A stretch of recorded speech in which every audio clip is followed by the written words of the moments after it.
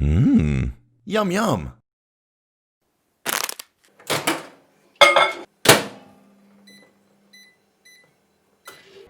If you're into procedurally generated dungeons, an array of randomized weapons, skill trees, and first-person shooters, well, I have a title for you. And yes, I know it's another roguelike, but sue me. I love roguelikes, and Gunfire Reborn is no exception.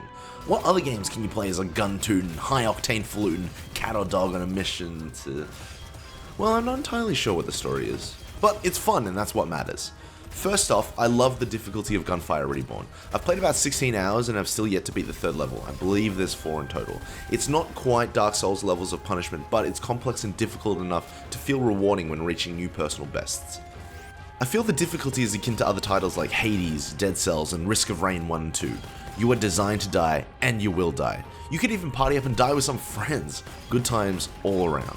At the end of each run, you will gain the opportunity to spend accrued points into attributes in a skill tree, making you stronger and more prepared for future runs. If you've played games like Hades, you'll be familiar with this process and just how addictive it can be.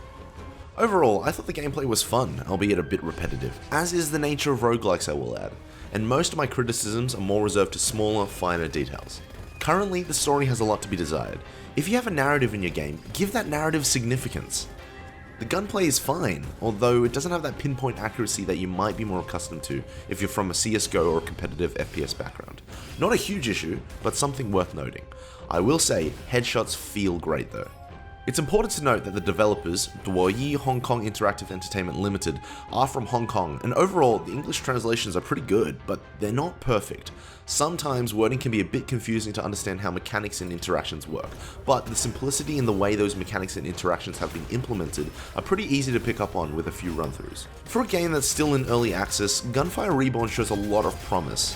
I'm excited to see how the devs will incorporate the narrative more into the gameplay, if at all, and I'm hoping to see wackier and wilder weapons and characters be implemented with regular updates.